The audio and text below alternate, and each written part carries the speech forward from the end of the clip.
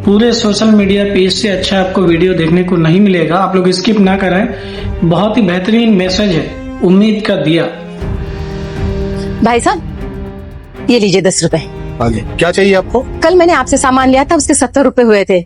मैंने आपको 100 का नोट दिया तो आपने मुझे 30 रुपए के बदले 40 रुपए दिए, और ये बात मुझे घर जाके पता चली। मैं कल रात ही आपके 10 रुपए वापस देने आई थी, लेकिन आपकी दुकान बंद हो चुकी थी, इसलिए मैं अभी आई हूँ। आप कहाँ रहती है मैम? मैं सेक्टर 8 में रहती हूँ। वहाँ से यहाँ तक 5 किलोमीटर, आप 10 रुपए वापस करने आए हो? अगली बार सामान लेने आती तब दे देती, और इस 10 रुपए से मुझे कोई फर्क नहीं पड़ता। भाई साहब मेरे पति अब नहीं रहे, लेकिन वो हमेशा कहते थे किसी का पैसा नहीं रखना चाहिए, जिसका पैसा है वो चुप रह सकता है, लेकिन हमने अगर किसी के पैसे रख लिए, ऊपर वाला सबका हिसाब करता है। और हमारे की एक ही सजा हमारे साथ साथ हमारे परिवार को और बच्चों को भी मिलती है। नमस्ते भैया।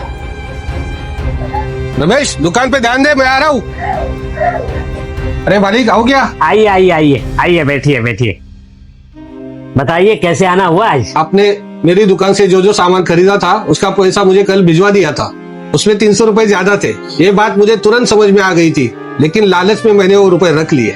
अगली बार के बिल में हम एडजस्ट कर लेते थे वो 300 रुपए।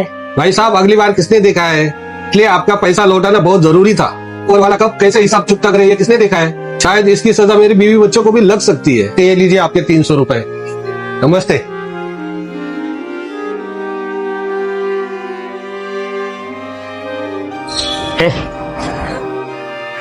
ऑफिस संभाल, मैं जरा आता हूँ। जी बेटा घर में कोई है?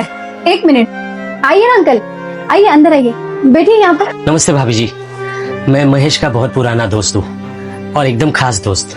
दरअसल महेश पिछले कुछ सालों से मेरे पास पैसे जमा कर रहा था, लेकिन बीच में ही महेश हम सबको छोड़कर चला गया। महेश ने 13 लाख रुपए जमा किए थे मेरे पास।